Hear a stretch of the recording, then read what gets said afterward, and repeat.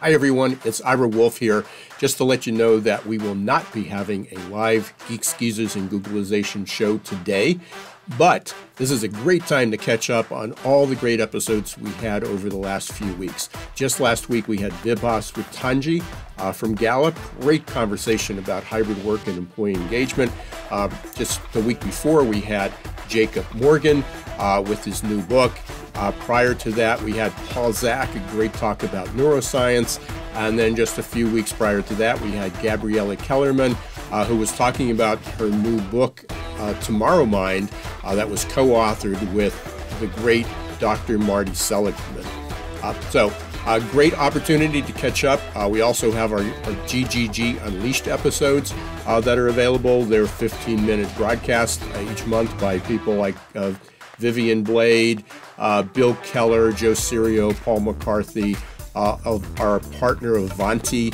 We had a great conversation with Dennis Kozak. So please take a few minutes and listen to or watch the shows. You can listen on Apple, Spotify, Amazon, any place that you listen to podcasts, or you can catch it on YouTube and watch the live replay.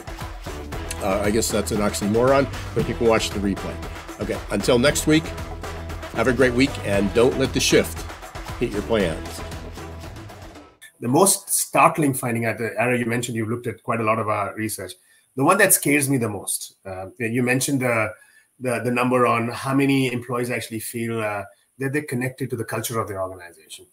The one that scares me the most is when we actually pass that number by leaders and individual contributors. So the individual contributors were about 17 to 18%, and leaders were at 39%. So there's a 22% gap. My problem is not the 22% gap. My problem is the 39%. Only 39% of leaders feel that they're connected to the culture of their organization. We know that hybrid employees right now are the most engaged in terms of engagement with the organization. Guess who's the least engaged? On-site.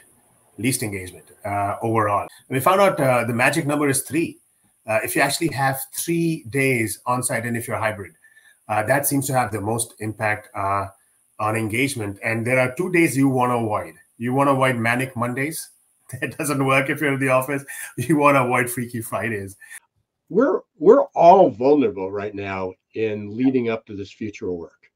You know, we're living in this age of VUCA, volatile, uncertain, complex, and ambiguous. And we can't, you know, if it's not a technological event that's disruptive, if it's not politics, you know, living in the US, if it's not politics, it's war.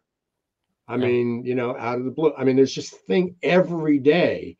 There's some other event that creates some level of uncertainty and complexity and ambiguity and volatility. Every human being on this planet is experiencing levels of change. And even for the people who have all 8 of your attributes, if they're not feeling somewhat vulnerable at this point, and recognize that they need to adapt and change and grow, but they may not know exactly what their next step is, and be able to admit that. You know, it's somewhat scary when people think that they have the answers. Grew up watching and emulating my dad, so I too was never vulnerable. Didn't believe in it. Thought it was something dumb that I shouldn't be doing. And that's how I lived my entire adult life up until a few years ago when I had a series of panic attacks, which I later found out came about because I was writing a book on vulnerability when I myself didn't believe in vulnerability. Then what's the number one reason why you're not comfortable being vulnerable at work? And the number one reason was because we don't want to be perceived as being weak or incompetent. So how do you avoid being perceived as being weak or incompetent? You demonstrate your competence.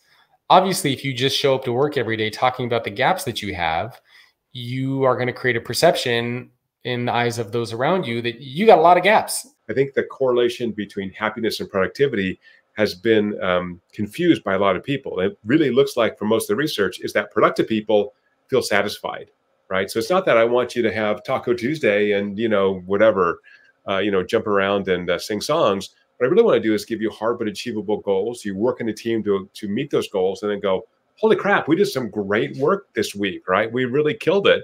I feel great about my job. I feel satisfied. I have this sense of accomplishment, which is very important. The war for talent is over, right? Talent has won because we have record low unemployment rates. There are no more babies, right? We've got to actually create workplaces where people can really be satisfied, have a sense of accomplishment, professional growth, personal growth. All this is really important, particularly for younger people, but for everybody. So I think part of that is we're going to see this employment move to the workplaces that have better cultures. And then the next question below that, the neuroscience question, is what does a great culture look like? Just as there's post-traumatic stress, there's something called post-traumatic growth, which is that at the other end of the population bell curve, there are people who are so highly resilient that even when they are exposed to something potentially traumatic, they're able to grow stronger, perhaps not right away. In some cases, it takes 6 months, 12 months, to see those impacts.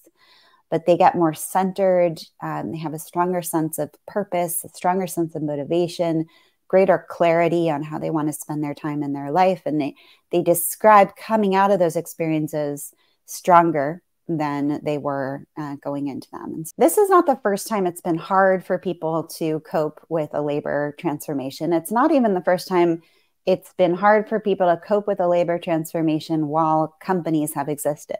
New episodes of Geeks, Geezers, and Googleization, as well as the GGG Unleashed collection, are available now to listen and download. Listen to wherever you get your podcasts.